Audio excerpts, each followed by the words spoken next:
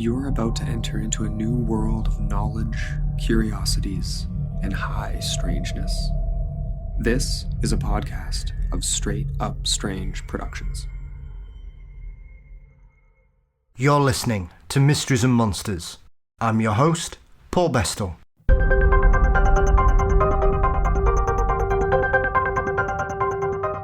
Welcome to Mysteries and Monsters. This week, it's another subject that's new to the show, demonology.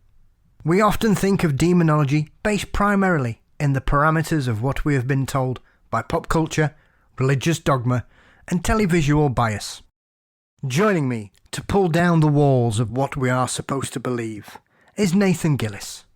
Nathan is an author, lecturer, and religious demonologist, and is here to challenge why we believe what we are told in regards to demonology.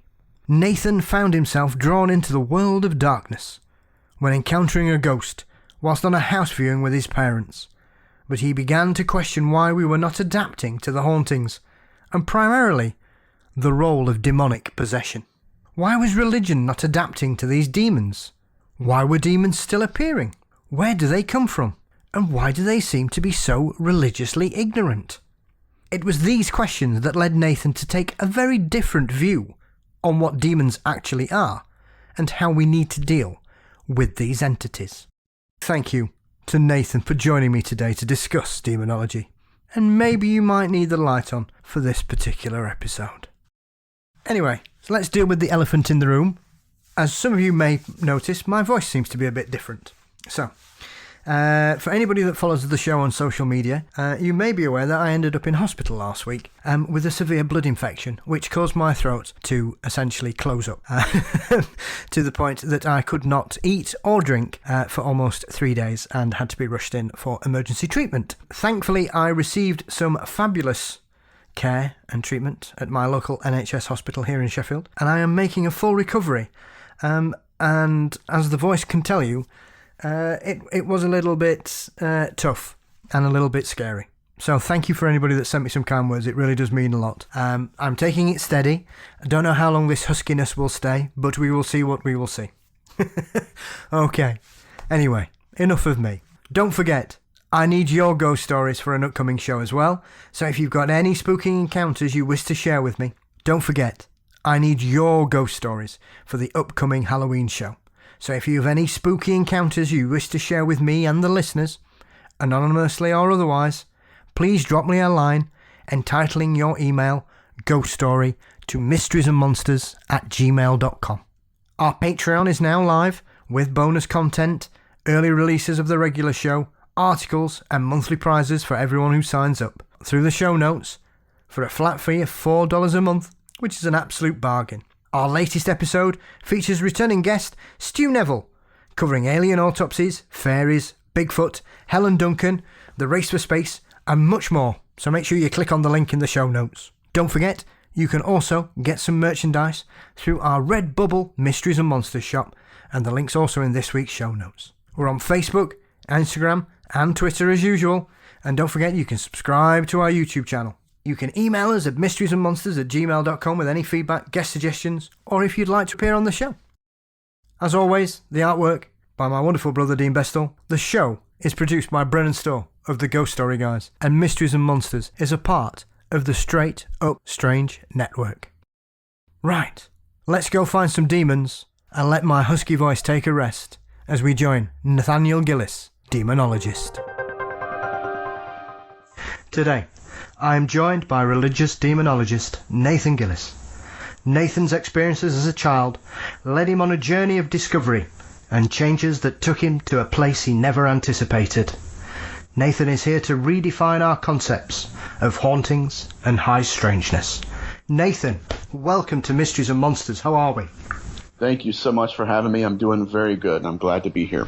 Now, Nathan, I will try not to insult your career and your choice of lifestyle in regards to this. My concept of demonology is essentially probably been framed by the parameters of religion over the last 2,000 years probably, if not longer.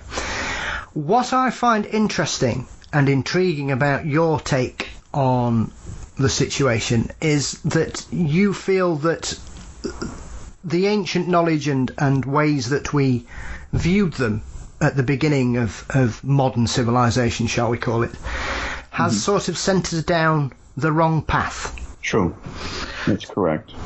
So what was the sort of catalyst for you as a child that sort of opened your eyes up? Because you grew up in a religious family, so it would be interesting to see how your interpretation differs from perhaps what people would expect. Correct. I grew up in a haunted house, and I came face to face to a full-bodied apparition.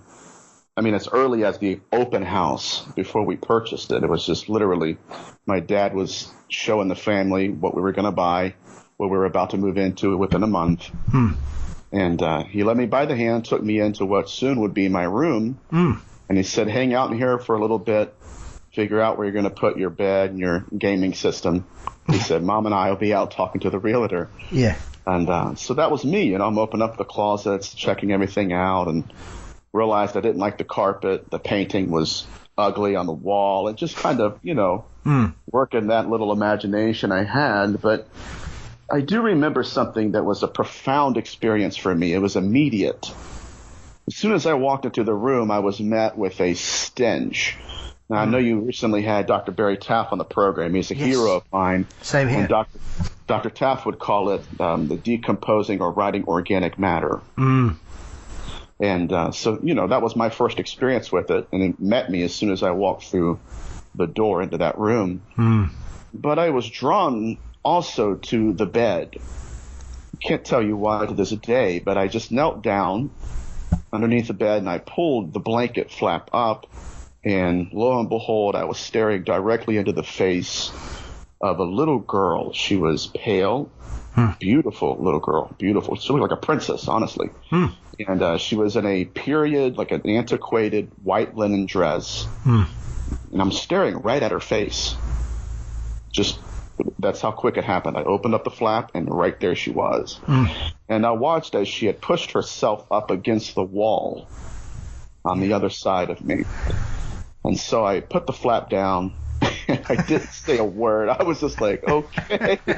I did not just see that, And I'm trying to figure out where to place her. Is she a friend of the family? Is she a member of the family? Is it a child that belongs to the family? Does she live around here and it's an open house? I didn't know what to think. Yeah. And it wasn't until after we were driving home in the car, and I asked my parents, I said, this is what I saw. Who is she? Is she a child in the family? And if she is, why did her family forget about her?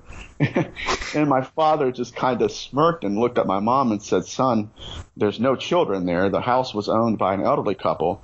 They passed away, and their adult children are selling the property. And so it was after that we moved in, and I encountered just a very violent, malevolent haunting that has left an impact on my life and really has drove me into this research. Yeah. It's remarkable, I think, Nathan, when we often talk, because similar to yourself, my experience as a young child wasn't as malevolent as yourself. 'Cause I too grew up in a haunted house, in a converted vicarage as well, to boot. Wow. From the mid 18th century over here, which is 1,000 years ago when you compare it to houses in the States, I would imagine. But right. No doubt, absolutely. Yeah. So it's very interesting when I dove into your sort of origin story, as it were, that this seems to have been the line in the sand that you suddenly took that step past, and after that your life was never the same again. Oh yeah. It was never the same again, because there were certain ways that I had learned how to cope with this presence in the home. I mean, there were nights when I would try to sleep early on within the first year of moving in. I would go to bed at night, and I would hear conversations above my head. And I could hear them enough to know they were human voices, or at least they sounded human. And they were conversing with each other, but I could not understand exactly what they were saying. And so then came the displaced weight, I should say, on our wooden floors. It was as if somebody with heavy boots was walking and would walk from the living room into the kitchen, then walk through the hallway up to my door every night. And it was pretty intense because you could hear it draw nearer and nearer to the door. Then once it got in front of my door, it would stop. So I saw shadow figures. There would be just a smoky apparition that would just fill the room and then hover in the corner like a cloud. But more than anything else, I mean, I grew up in a Christian family, and I knew even at that young age that what I was being taught in Christianity and within the four walls of my Sunday school, none of it fit within the blueprint of what I was experiencing. And so that sent me into the discipline of demonology. And, I tell people I'm a demonologist, but I'm not someone who throws holy water, not to discount that. But I'm very much scientific in the sense that I'm looking at the experiences not through a dogmatic lens, but trying to understand what it is they were witnessing in antiquity and why it is that it matters today. Yes. It is very interesting because it's one of those things that seems to have been with us since the birth of the written word, Nathan. Oh, yeah. Regardless of creeds and cultures from around the world, there has often been this, or these creatures or entities or whatever you want to call them, whatever label you wish to brandish them with, across numerous continents and lifestyles, and regardless, there are classed as a demon or creatures of such name. And yet I found it very interesting that even when we've had one of the standard explanations is this kind of cross-pollination of cultures absorbing other religions and cultures, Nathan, and taking on those ideas and bringing them forward, yet in regards to this they all seem rather similar.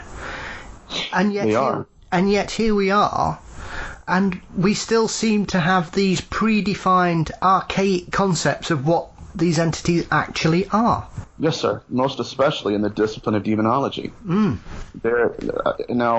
the modern demonologist does not exist. Yes. And that's not a disrespectful thing, and it may sound like it, but I'm just being truthful here. The modern demonologist it no longer exists. Your most educated demonologists within academia are your Catholic exorcists. Yes. And yet they too are tethered to religious dogma, and they're limited. So, you're not going to have a Father Sinistrari here. You're not going to have a Montague Summers in modernity because just the religious pop culture, they do not want an intelligent concept of demonology. They don't. They want entertainment, and they want someone to just come in here and get rid of it without someone who's an observer saying, hold up, let's look at the data sample. If this is a fallen angel, why is it biblically illiterate? Yes. See, these are the questions that would keep ancient demonologists up at night. Yes. These are the meaningful, the profundities that haunted their existences. That's what drove them into this field. And so, if anything, I'm trying to revive the long-forgotten voices of the past and say, hey, listen, they were wondering how these entities are manifesting. We're just trying to figure out if we can make money off of a TV show. There is a profound chasm here. Yes. And it has to be filled. And I'm not going to rant, but that's my 2 cents in that degree. I mean, it is very interesting, and I've noticed this as someone that's had an interest in the paranormal and hauntings and spirits most of my life since I've been able to read, essentially.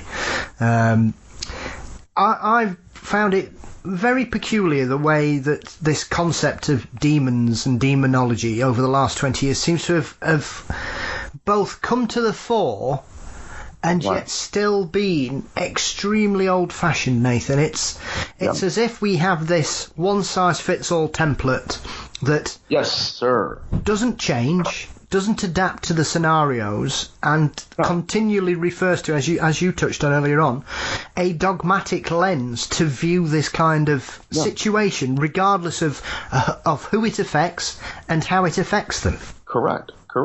And the sad thing is these entities have mutated. It's as if it's a disease. These entities have mutated. They mutated in the 1st century. They mutated in biblical antiquity. They even mutated in the 12th century in the way that they would manifest as incubi.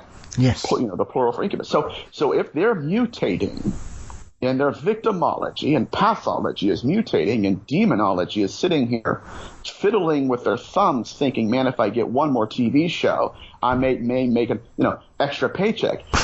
We have completely missed this discipline. And I'm disappointed not just in the popularity contest, the pomp and circumstance of it all. I mean, anybody can go out there, dress all in black, and put a priestly collar on. Next thing you know, I'm a demonologist. Yes. And the sad thing is, I'm going to be very honest with you, these entities could take their lives at will. And I'm not there as in these people, and I've ran into a couple of them. Thank God I don't associate with some of these people. Most of the demonologists I know are very good people, and they know what they're doing. But there are some people who just think that this is a curiosity and not a calling. Yes. And that can be a fatal fascination if they're not careful. As you refer to Dr. Taff, he dealt with some extremely violent situations, regardless of what pigeonhole we wish to put that particular phenomenon in, Nathan. Correct. Which is one of the things why I've always appreciated his work and his tenacity and his scientific method, because once again he was someone that, regardless of his experiments into precognition and remote viewing, he was very dubious about the use of psychics and the ability of so-called people to be able to channel and communicate with such things, because he didn't believe they were on the same level at all. Even though he couldn't explain what it was or why it was, he found it. And obviously he's also quite frustrated in this modern, whistles and bells, pop culture style of ghost hunting that we have now, because I'm always astounded that on certain shows, I'm amazed how many demons of Christian faith seem to exist in North America, Nathan. Of course, right? They're all Beelzebub and Belial and all. Isn't it interesting that 90% of your demons are Catholic? Yes. Yes. That is a sad case. Absolutely. Of peasantry. Absolutely. I mean, did they come across on the Mayflower as well, or Exactly right. They all know Latin. I mean, they must have been converted in one portion of history, or yes. See, that's what led me into this and really drew a line in the sand for me. Because and here's just to put this out there, I do not believe that demons are fallen angels. The fallen angel theory comes from biblical illiteracy. It's not there. We can get in that in a second if you want to. But what I realized is that we're not interpreting, as demonologists, we're not interpreting the data sample as it should be. We're not even being honest with it. Because the demons that people are casting out, especially in the Catholic rite, they're human beings. I mean, even if you look at the holy water exorcistic rite, throwing holy water, that comes out of the book of Numbers chapter 16. That's not a ritual meant for fallen angels. It was a ritual meant for priests who had touched a dead body, and literally in Hebrew it's called corpse pollution. Yes. So that should be the first sign that, okay, why is the ritual working? Yep. Who are we cleansing, and what defiled them? Here's what defiled them. They have an unclean, deceased person in them. And so the Catholic exorcistic rites, they have hung their hat on the rate of their successes and not on the reasons for it. It works because the entity knows what is going on. The priest might not be aware of it. Yeah. And so what I look in terms of demonology, I approach it as an understanding of the afterlife. It's afterlife phenomenon. It's not new life discovered. It's old life discovered in a new way. I mean, I've often found that the concept and the explanation, as you touched on there, Nathan, of fallen angels, when you actually put that under scrutiny, it seems to fall apart very quickly because, as you say, these creatures seem to be quite ignorant when it comes to the words of the Bible or the Torah or the Quran. They don't seem to have that knowledge, and that, regardless of which religious denomination you believe in and whatever, whichever faith is your strength, I've often found that quite a difficult concept to grasp, that if these are creatures, regardless of their explanations, they seem to know next to nothing, and yet they're supposed to be enshrined in whichever religious text they come from. Exactly right. When that revelation came to the fore in my life, I threw all of my inherited dogma away. I threw all of my demonology from Christianity away, and I had to start over again. And you're right. And what I come to the conclusion of, and this is fascinating, that when we go into hauntings and when we go into possessing cases, we are witnessing memory in motion. We are confronting a form, and I know I'm going to teach here in alliterations, and I used to hate them, but people remember them more than other things, so please, if it gets verbose, just yell at me. But we're confronting consciousness. And one of my favorite authors, she's not an author, she's an academic, Janice Bodie from the University of British Columbia, she defines possession as the merging of energy and matter. Yes. And so when we are encountering demoniacs, quote-unquote demoniacs, we have to understand that the possessing entity is working off of its own belief system and its own memory. That's why it may be ignorant in some portions of history. It may not know philosophy. It may not know anything about the Enlightenment period, but it will know about the microcosm of time it existed in. And I first realized that by going through what's called the Age of the Demoniac in the 16th century. Yes. And researching it's called the D book. People call it the Dybbuk. And I'm not Fraser Crane here. I'm not going to stress the importance of how to say a word. But, D book. But, that was definitely 100% afterlife phenomenon. It's the Kabbalistic exorcists, rather.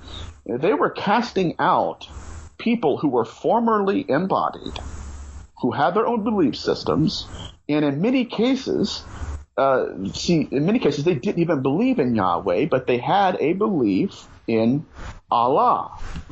And so as early or late as 1999 in Baghdad, we had a possession case where the rabbi was trying to cast this spirit out of a man and said, you know what, it's not working. He went over to the city next door and said, okay, give me an imam. The imam came over, hit him in the head with the hadith, quoted some rites from the Islamic tradition, and the entity left. See, and I'm not going to ramble, but I want to finish this point with this. We don't even know what they have faith in yet because we don't even know what they have a fear of. I've come across that a couple of times in certain cases. That one of the most famous ones that springs to my mind straight away, Nathan, is the infamous Humpty Doo poltergeist in Australia.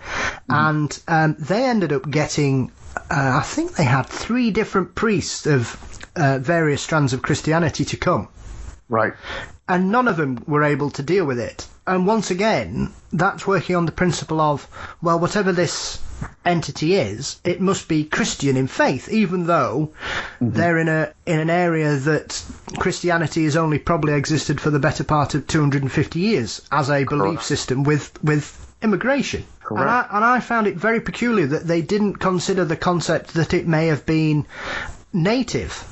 Whatever it was, why did it, once again, as we've mentioned, it always seems to be, it has to fall back into Christianity constantly, regardless. And I find that quite both perplexing and frustrating. It is. It's a damning aspect to this field. It's like I say, if you put an imam, a priest, and a rabbi in one room and said, listen, you guys have 3 hours to figure out what a demon is. Within 5 minutes, they'll all come out shouting at each other and claiming religious supremacy. Right? And if that's true, then we have 3 different gods that these entities rebelled against. We have 3 different heavens that they fell from. And we have 3 different religious rites that they obey. Now, anybody with half a brain would say that just doesn't work. Well, I mean, in the Judaism, they have what are called the Shin Dalet. Yep. The Shin Dalet are supposed to be entities that are half human because God was creating them. Then the Sabbath came and he said, you know what, to heck with you guys. You're going to be half created. And now they roam the earth as half humans. Right? What you're going to see there when you interpret all of these religious rites and traditions, you're going to see that they all have a common thematic element. And that is that they're trying to interpret afterlife phenomena. And they're trying to deify it. So, those are primarily the possessing entities that are formerly human. According to the 16th century Kabbalists, these entities, these people rather, would possess individuals sometimes for them to say, you know what, I'm here because I want you to bury my body. Here's where my body's located. Just give me a proper burial. And I'm out. And they would do that. Other times it would be quite literally, this is the person who stabbed me. Here's the murder weapon. This is his address. Go and find him. They went and found the person and the perpetrator, and they arrested him. He starts freaking out and confesses. How did you know it? A fallen angel's not going to tell on a murderer.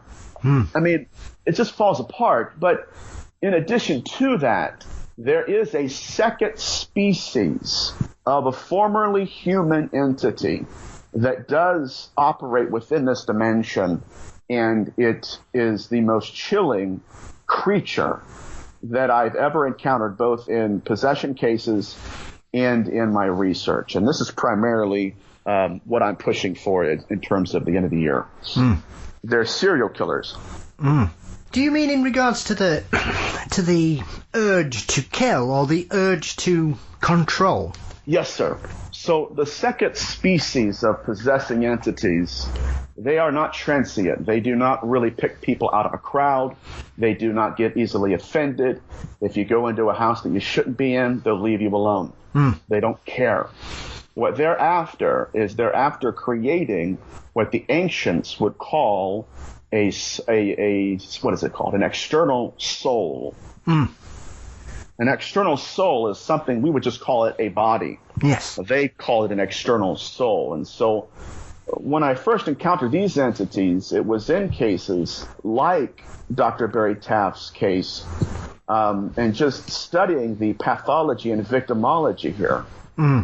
Oh my God, it's terrifying in the sense that demonology is so far behind where these entities are.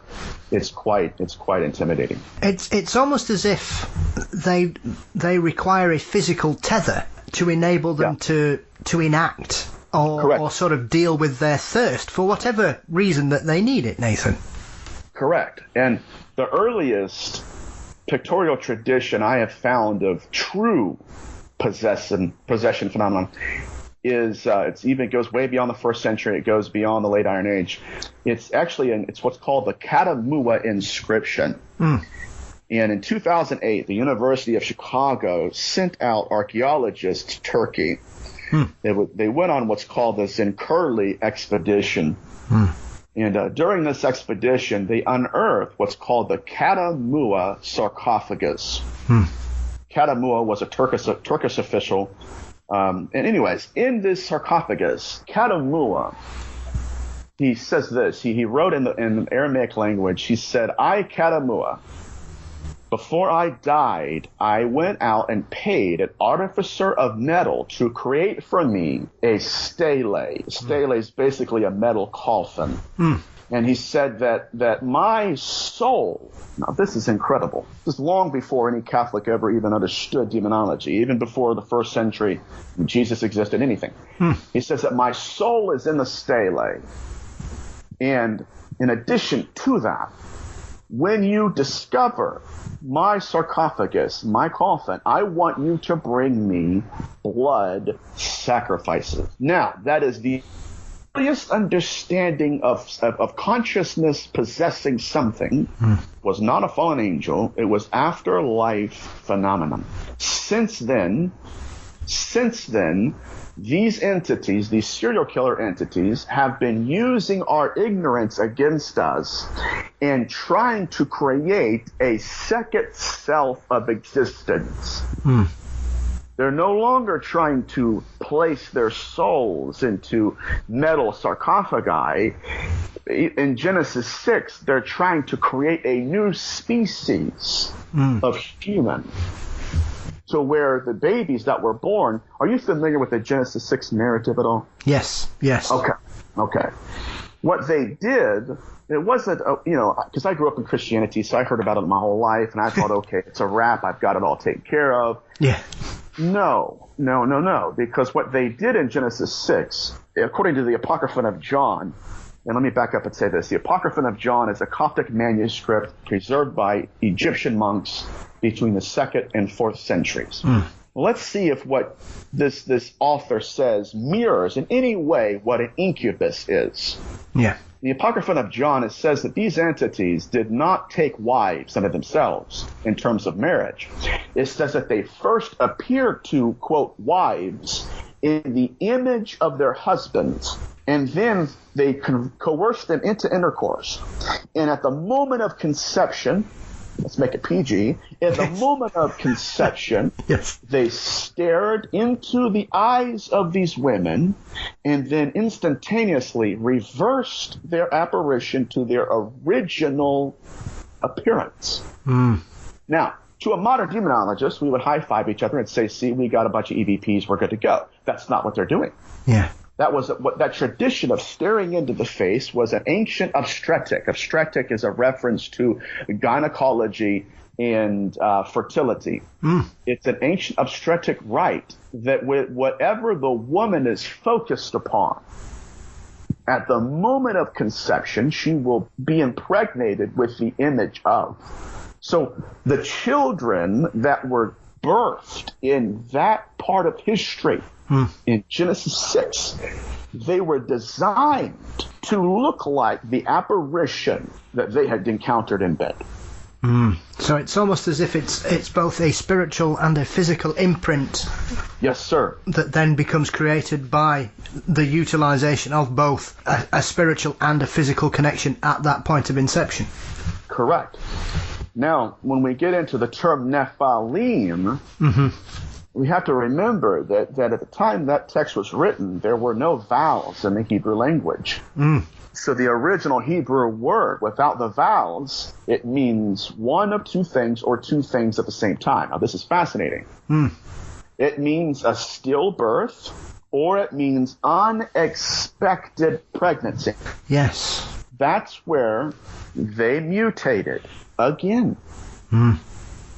So what were they doing? Well, here's what the Apocryphon of John says, that out of the darkness they begat children whose likenesses were their image, the father, or the quote-unquote incubus, their images. What was the purpose? Well, we in order to understand why they would even want that, we have to go into possession phenomenon and ask ourselves, what is the mortal to that entity? Why is it wearing them like a garment? Like if you go into Fritz Kramer's work, the Red Fez, he goes to Haiti. Yeah. And he's led by the hand by one of his guides, and he goes into this circle of fire, and he sees this man chanting and dancing. And the man, he's Haitian, so he is a person of color, but his body has been scarred and marred to the point that it no longer looks like a human being. Like you can't recognize him as a man or a woman. And so he asks his guide, he said, what in the world is going on here? You know, not to be disrespectful, but why is he so scarred? And the guide said, well, he said, the entity, when the ancestor possesses him, each time he is possessed by that ancestor, he will carve his flesh and take rocks and scar his flesh into the image of that ancestor. Now, that's when Fritz Kramer said that possession is when they wear us as their social skin. That's why they did what they did in Genesis 6. So it's almost as if they're hiding in plain sight.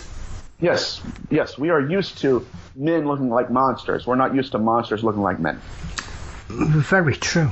In regards to that, Nathan, I've always been interested to obviously, because when you mentioned the incubi and incubus, obviously people will often refer to the succubuses as well. So has that concept been there as long, or was that a more modern invention that was sort of added on to kind of switch it up, or have they worked in parallel?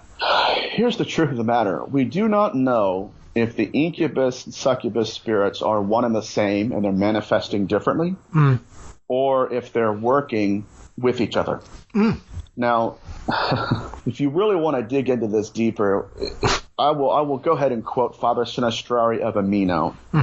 He was a Franciscan priest, and he wrote a beautiful book on the incubus and succubus. But he had cases where he would land in the bedroom with his tools, with his data collecting tools and everything, but he would land within the case, within the home, within an hour of that entity being there. And he would collect semen samples, sperm samples, tangible substances left in the womb and on the bed. Yes. Now, let's look at this.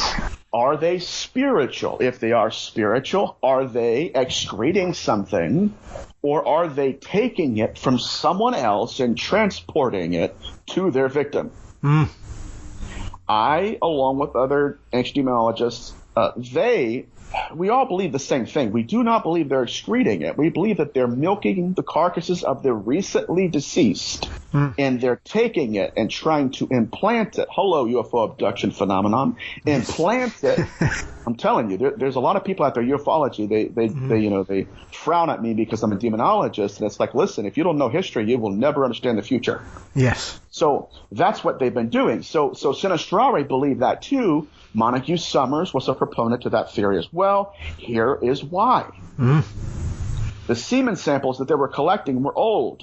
It was as if they were going, and in many cases they've been witnessed as vampires doing this. They would go into graveyards, dig up the body, reanimate the organ, take what they needed, either give it to a succubus or give it to an incubus, however they work, and then go and try to use a dream state existence, a world where literally people will be asleep, they think it's a dream, they wake up and it's not. And then they would use that as a means of consent to impregnate. They've been doing this for millennia. Would this create a kind of hierarchy, Nathan? Because surely if we have this kind of concept of whatever these entities are, one would presume that, as we see in man, not all are created equal. So would this kind of hierarchical, one would call civilization, do they have this kind of concept of that, or is it simply that everything is on an even keel and they are all of a same level? I think the answer to that question has to be understood in this framework. The earliest entities to have done this were called Malakim and Rephaim. That's what they were called throughout the ancient Mediterranean world, in the Semitic traditions, the Ugaritic, the Akkadian, Phoenician, Hebrew. So they were called the Rephaim, the deceased ancestors. The Malakim is where people get mixed up with fallen angels. Yes. That word Malakim is not angels. In comparative etymology, it's literally deceased ancestors again. It's deceased kings. So to answer your question, if there is an hierarchical, patriarchal, or any kind of systematic authority there, it would have to be based upon who did this first. And I'll tell you why I say that. Not just because of comparative etymology, but it seems as if there are people who live and die and they're being educated into that religious body. They're learning how to adapt into that ancient world. And I've seen it in possession cases, because we have possession cases where they'll say, you know what, give me a blood sacrifice. The moment, and I'm not going to ramble, but I have to say this, I'm getting passionate. The moment we hear an entity request a blood ritual, right there, what we're learning is that that entity is being bred He's being indoctrinated with the system, and he's learning what to value in that dimension. And it's different. It's not somebody who says, listen, I need to be buried, right? Yeah. This entity's systematic, he's predatory, and he has a serial killer pathology.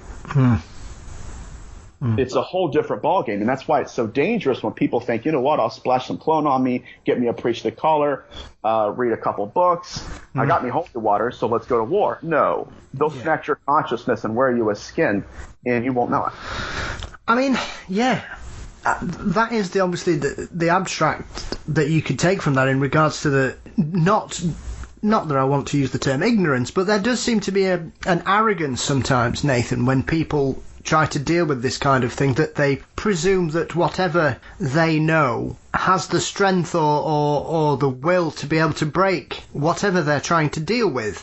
And I've often been fascinated when we've often heard accounts of exorcisms that have gone wrong for whatever reason or gone too far. Across all cultures throughout history, there are terrifying tales. There is a tale from near where I grew up of a gentleman who clearly was suffering from some kind of mental illness, and the exorcism tipped him over the edge, and it's a horrific murder case. Oh my God. One of the most violent cases you could ever wish to meet. It's known as the Michael Taylor case in UK. He's nicknamed the Demoniac, essentially because it's one of those cases that seems to have been misinterpreted and misused to further certain ideas and belief systems, Nathan. Right. But when you look at it, like I say, it's one of those stories that I didn't know about it until I was 16, even though the events happened in the locality that surrounded where I grew up. Right. Okay. So it's one of those things that I've often had an interest in, and obviously, you know, pop culture will always reference certain aspects and frame our knowledge of how we expect these circumstances. And so for me, I've often been intrigued more than anything, Nathan, about how are people chosen? How do people find themselves in a situation where these entities, these concepts decide or view them as a victim? Okay, the answer to that question is, it gets kind of complicated, but I'm going to simplify it as best as I can. What we are witnessing here, at least with the lower level possessing entities that are possessing people in a transient way, is a form of education. And so it's like they're learning how to drive a car. Yes. And if you go back to Genesis 6, the second degree, the PhDs, the hooded ones, or what I call the molters, are those who have already been indoctrinated. They've already know how to possess. They've been transient. They've matured and evolved to the point where I know how to do all that stuff. Now I'm trying to recreate another me. So to answer that question, just like in Genesis 6, where they would biologically design a new body for themselves and place their soul in it, they are grooming people in one way of educating their young. They're grooming people to be serial killers, not just biologically, but emotionally.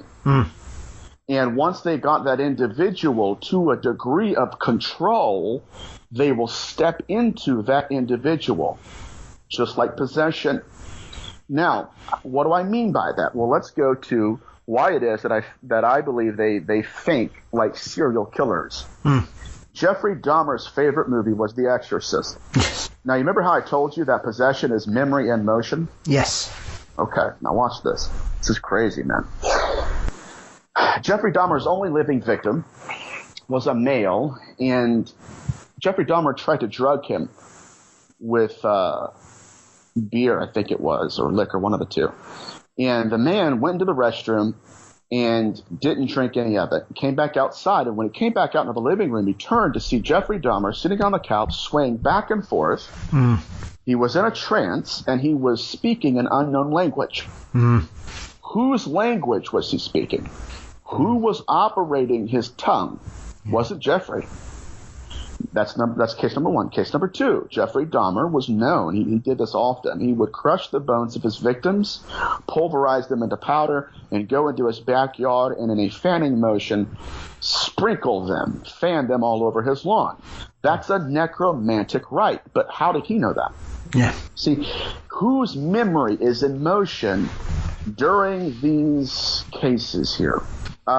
So that's one aspect of it. I can go into the BTK killer, but essentially there is an indoctrination program that they are using us to teach their young and those who are new in that dimension. We see it as possession. They see it as an educational system, and we keep kicking them out of people, not realizing what in the heck is going on. Well, yeah, I mean, this is the thing as well, because it seems as dangerous to simply try and deal with these situations and not be prepared for the ramifications, because it seems as if you're basically putting a sticking plaster on a broken leg, Nathan, because essentially you're just bumping it somewhere else, are you not? Yeah, we're creating repeat offenders. And I think that there's a mass assumption here that has to be addressed. Just because it leaves the victim doesn't mean it was banished. So, and I think that there are many cases where that has happened, don't get me wrong, but I think that systematic demonology has limited us to dogma in the sense that we have believed that every entity is a fallen angel. Yes. And so if we treat them like that and their true request is, listen, I just want my body to be buried, then we've created a repeat offender. And so Sally may have been delivered, but Sarah down the street's about to be possessed. Correct? Yeah. So, the whole discipline of demonology is about to be turned on its head, because we're not dealing with just entities that have religious systems that are operating off of their memory. We're dealing with entities that are being indoctrinated into a new belief system, a new currency value. And if we're not understanding that, then it's going to mutate without our awareness. And at that point, one day it will look us right in the eye. We'll shake hands with it. And then it'll have its way. Because I've often been this story seems to come around every 3 or 4 years, I've noticed, Nathan, that the Catholic Church will say we're recruiting exorcists because demons are on the rise everywhere. Everywhere you look, like in American paranormal television, demons are everywhere. Right. And I've often thought, surely there must be a finite number, unless we're overrun, because otherwise they'd be, with the greatest respect, they would be everywhere if they are based in this religious framework. Correct. Whereas the concept of it being repeat offenders, if we are to accept that, seems a far more logical explanation than the fact that we are being overrun. Because surely, if we work on the concept of it being a short-term release or a moving on to the next soul or tether, as it were, that for me, in the concept of possession, would make more sense than it being, essentially, would call an army, because it would be a ridiculous amount, and it would be a consistent battle. And and I don't mean that disrespectfully to anybody's religious choices, but I've often thought it has to be one or the other, and neither the twain should mix, really. Correct. Non-overlapping magisteria. I think that you're correct, and that is another aspect where religious dogma has just limited this field.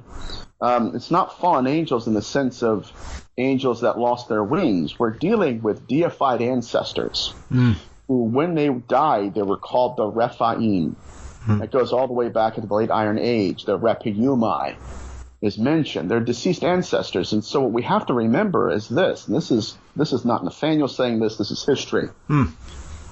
When we encounter someone who was formerly human, they will have aspects of them that are human, but they will have other aspects of themselves that have transitioned and molted their body.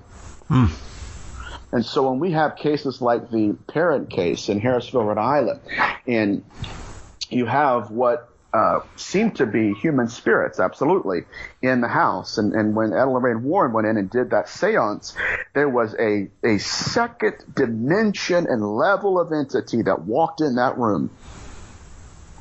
and it pushed all of the other spirits back. That was a person who was formerly human, but he's a soul hunter. Now, this gets deep. Soul hunters are exactly what we're talking about. They are the people who are trying to recreate a second self. Yeah. They're the serial killer entity. They will victimize us just like a serial killer will, and they have evolved alongside of us. Now, your serial killers are mentioned in the ancient Mediterranean texts. Your serial killer entities were mentioned in Ezekiel 13. Yahweh called them soul hunters. Now, this is going to be incredible. Do we still have time? Absolutely. Carry on, my friend. Okay. Is this interesting? I hope it is. Very much so. Okay, so Yahweh called them soul hunters in Ezekiel 13. Now let's look at the victimology of these soul hunters here. Number one, they go into homes at nighttime. Check. They go into homes, they go to their victims while they're sleeping or while they're awake, and they put them to sleep. Then they will wait until what's called their Ba'ah soul. It's a reference to the Egyptian tradition that when a person dies, their soul flies out of their body like a bird. They'll wait until that soul separates from their body. They'll take that soul, the actual spirit. Then they will cut a piece of the flesh off of their victim and sew it onto themselves to create a social skin. This is in Ezekiel 13. Now, if you want to see where that's mirrored in serial killer pathology or even anything remotely close to it, go look at the Beast of Jersey. Go look at Ed Gein. Yeah. Go look at why these entities, for one reason or another, there has to be a unification of being here. And so these entities, as far back as biblical antiquity, they were wearing skin from their victims in order to look human again. That's how sick these entities are. We're not talking about the transient, and forgive this term, but low-life, uneducated, illiterate, who just picks somebody from a crowd and says, "Hey guys, listen, I'm here to make everybody angry," right? He doesn't even know what to request yet. We're dealing with someone that knows enough about whatever dimension he's in to victimize us. Now let's go to UFO abduction. UFO abduction, usually they put us to sleep. They put us into a trance. We're taken into a metallic room or somewhere, and they take what from us? Just like an incubus would. They take sperm. What does a succubus do? Take sperm. And the incubus, all of this. They're doing fertility rites. What are they creating? You know, David Jacobs and all these ufologists, and I respect them highly, but I do not at all believe that these are extraterrestrials. I think they're interterrestrial. I think that these are disincarnate necromancers. Well, it is often the concept of when you go into the realms of high strangeness, Nathan, is one man's alien another man's demon? Yes, it should be. It should be, because every demon was alien to the experiencer. And is it a case of the vessel that is being used, it all depends on their comprehension of the scenario and how they perhaps they reflect the expectation of how they should appear based on that person's fear? Yes, sir. Yes, sir. They've used our fear as their form. Now, let's dig deeper to this if we can. You remember how I told you that Genesis 6, that's how they victimize these wives, as they appear to them as their husbands? Okay. Dr. Carla Turner, one of the great UFO abduction researchers, rest her soul, she wrote a book called The Masquerade of Angels. Sounds like Genesis 6 already. Yes. And in it, she details different cases of abductees. Number one, it was a gentleman by the name of Ted Rice. Ted Rice said he was abducted at the age of 6 along with his grandmother. Now, let's look at the victimology. The grandmother is sitting on a table in the ship, and a hybrid being walks up to her and tries to get her into intercourse. Check. Sounds like Genesis 6. Sounds like an incubus. And then she says something that's very interesting to me. She says, I've only known one man my entire life, and that was my husband, and he is deceased. Genesis 6. Instantaneously, here comes the apparition of her husband. Now, here's what I'm thinking. Maybe I'm crazy. Hopefully not. But I guarantee you, if that woman would have had intercourse with that entity would have done what they've been doing for thousands of years. It would have maintained the appearance of her husband until the moment of conception. Then what would it do? It would change instantaneously and stare into her eyes. He's already there. He's 75% there. Yeah. So they're doing the same thing in many ways. They're playing a different game, and if they're playing a different game, then we have to understand the rules. Yeah. Absolutely. And clearly the rules are not what we are told or expected to believe. No, not at all. And parapsychology, as gifted as they are, and they're all of my heroes, but just because you know the dimensionality of a chessboard does not mean you know the rules of the game. Very true. I mean, in your personal and professional experience so far, Nathan, how does one assist someone who is waylaid by this situation or fighting off this kind of affliction, as we could call it? How can you support and help someone in a situation where they feel that they are being drained for whatever reason?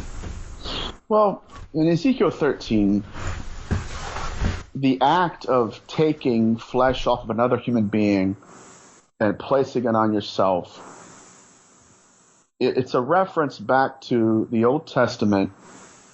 It was a reference to a physician who would attach skin and graft it over a wound. There's a reason why these entities use attachments as a grooming mechanism. Right? Yeah. It's spiritual and physical here. It's fascinating, man. Oh, my God. So, that's how they begin. So when I deal with someone with attachment, it's different versus how I deal with someone with possession. If I deal with someone with attachment, I'm looking for scarification. Have you tried to kill yourself yet? There was a woman, I was sitting down one night, I was smoking a cigar at a restaurant in a patio and reading one of my favorite authors. My friend brought a lady to me, this young girl, and he said, I know what you do, and she seems like she needs some help here, and she wants to talk to you. So I'm thinking, okay, I'm on my downtime. I don't want to deal. Honestly, I'm like, you know what? I've done a lot of cases. I don't want to deal with anybody. I just want to smoke my cohiba and whatever. Yeah. Anyway, she sits down, and she tells me a story. She says, my best friend needs your help. I said, okay, what happened? She says, well, my best friend lost her grandfather the other day. Her grandfather lives in an old house. And she said that he was being chased out of her house, by a demon. And it chased him into the yard. And they could see the entity. And the grandfather died right there on the lawn. He had a heart attack because of the event and died.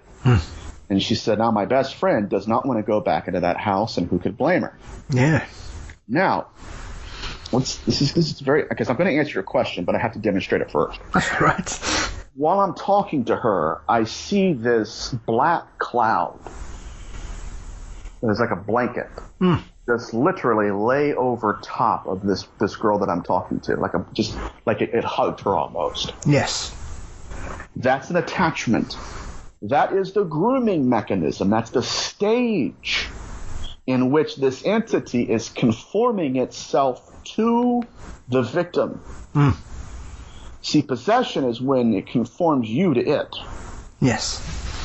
So the best way I dealt with this entity is I saw it for what it was, and it was suicide. And I asked her, I said, okay, I said, before we get into all of this, I said, there's an attachment of suicide. When I said that, the atmosphere changed. She began to cry. She held her hand out, put my finger on her wrist, and I felt the scarification of this entity. She said, I slit my wrist and I almost died a year ago. That's the attachment. Yeah. Now let's look at how this entity had manipulated her. I said, okay, this entity that I'm feeling is familial. Who in your family has committed suicide? She said, my grandfather killed himself in 2014. Now, that entity had manipulated her consciousness to the point that she didn't even know how to cry for help. Yeah. There was a young girl there that needed help. It was her. There was a grandfather present that died. It was him. Yeah. So her silent screaming had pushed her in my direction. What did I do? Well, with the attachment, I begin to give them their consent back. And I tell them that the emotions that you're feeling and that you're following, they're not yours. Because that's when that entity's laying itself over them.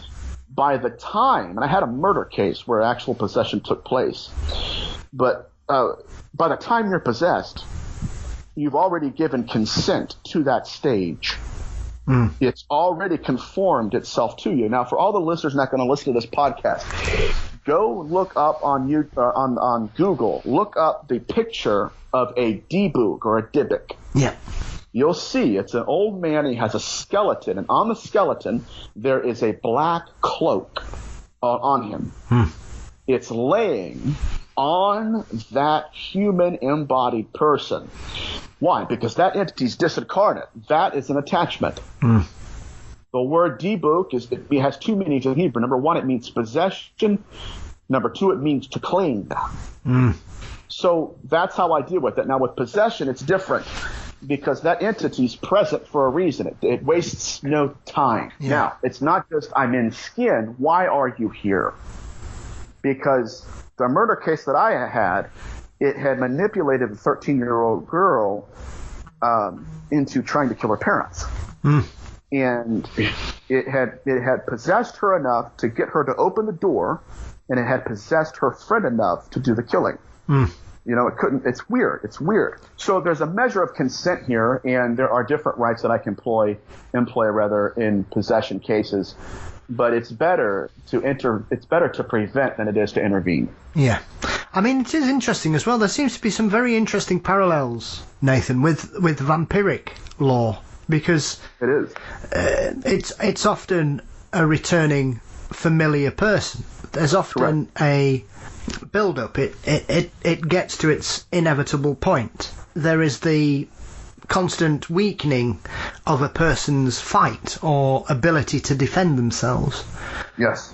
And yet there is often the parameters that the victim is often not believed or dismissed. Through either grief, especially if it's a loved one that they're claiming to have visited them. And yet when we look at the modern concept of the demon, essentially they are very similar bedfellows. They are. They are. Now, this is interesting too. This is fascinating. Yahweh makes a very interesting reference in Ezekiel 13. He says that, okay, they're necromancers through and through. In addition to that, Yahweh says that those who should die live, and those who should live die. See, I never understood the end game. I couldn't understand it. Why are they creating a second self? Why did Catamount want metal to possess?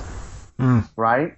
What was this all about? It's afterlife phenomenon. But what is the external soul? Because in Ezekiel 13, that's what they're accused of creating. They would take things from their victims, put them down to nothingness, to where they're asleep, and then kill them, and then take pieces of their flesh and add it to their own. Which means two things. Number one, these necromancers are physical entities. And that when we go into homes and we smell rotting or decomposing organic matter, what are we smelling? Literally, dead flesh. That's why. Now, they can be invisible. That's another thing. That's another thing in Ezekiel 13. They have what the Bible calls cloaks of invisibility. Okay, so moving forward, this external soul idea, I didn't understand what the end game was. I knew they were playing a different game because I knew they were playing by different rules. But what was an external soul? Why do they want it so badly? Well, I got a book by the anthropologist James Frazier. It's called The Golden Bow. And in it, he talks about the ancient understanding of an external soul. Literally, it's a body. And it said that when warriors were in battle, and when they knew that death was impending, they would dispossess. There we go. He's not even a demonologist, right? They would dispossess their own body and place their soul, hello Catamount, in another body. It was an act of self-preservation. They didn't want to die. What does that mean that they're doing? They're creating, in the Apocrypha of John, it says that they were creating copies of the same body. Yeah. So in UFO abduction phenomenon, we can have 1,000 different grays, and they're being operated by one consciousness.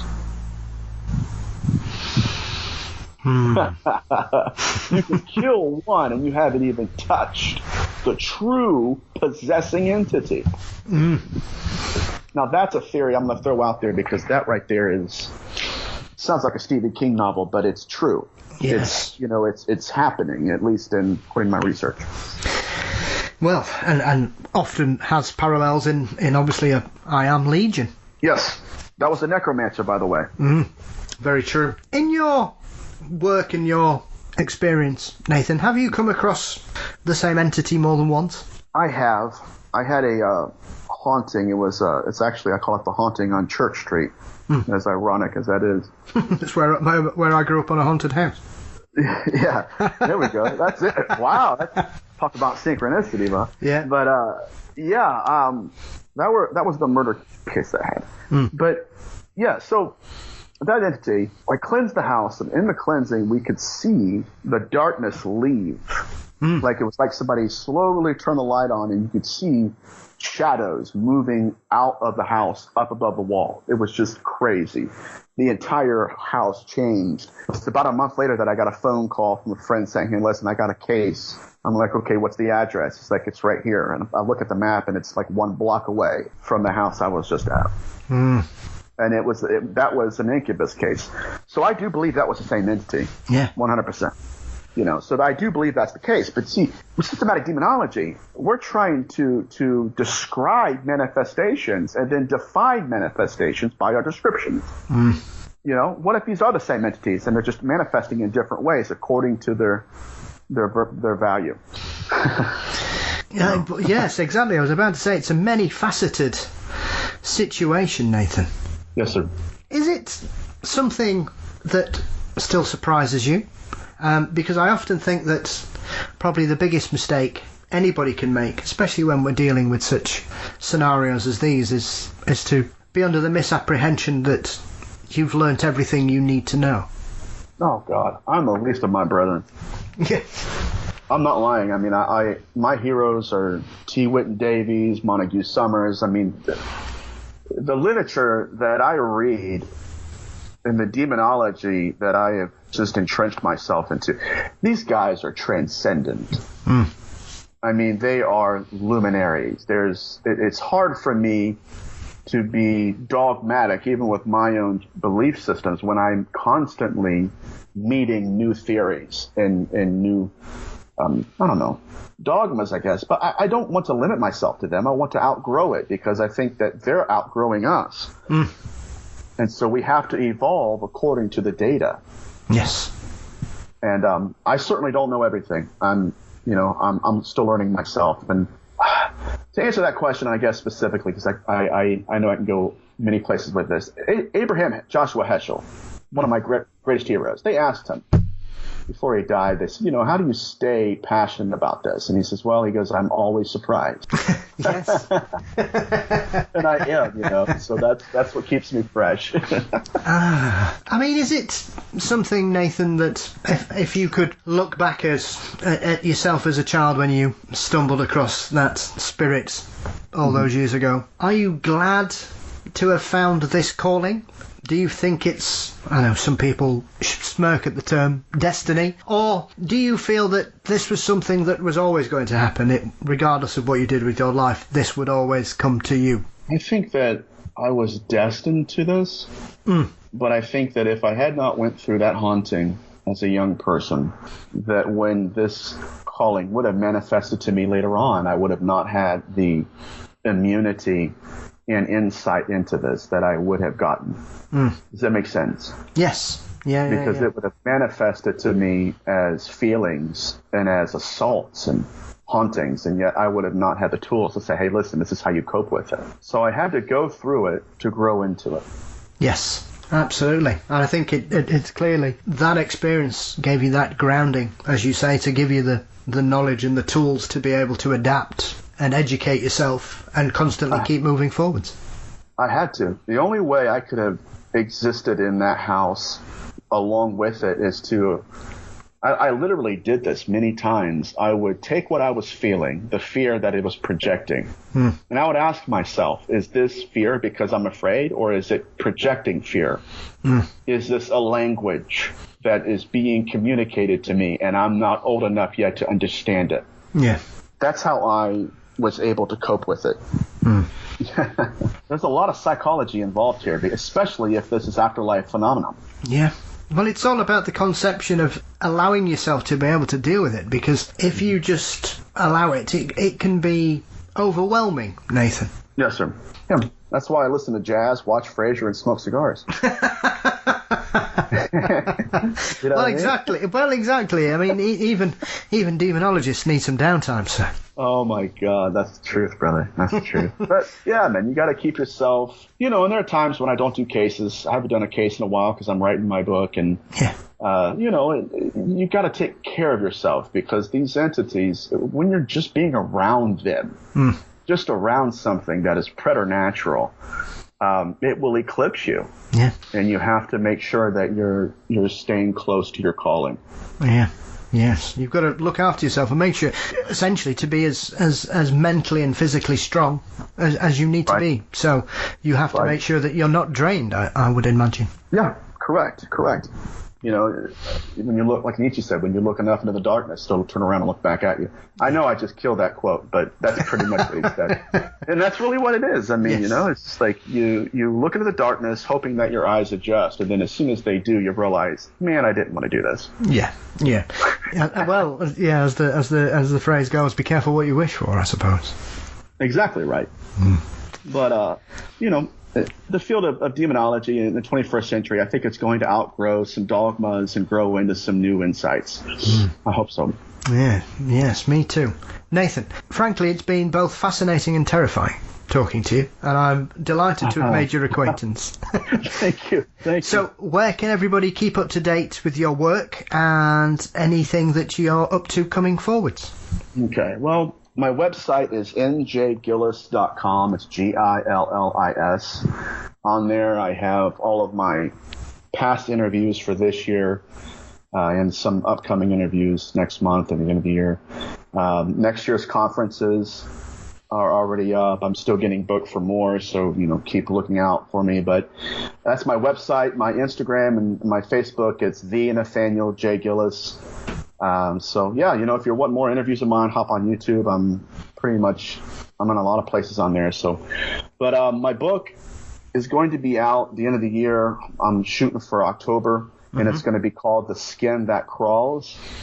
And I'm going to be introducing everybody to what I have termed the molter, who will wear us and then shed us like skin.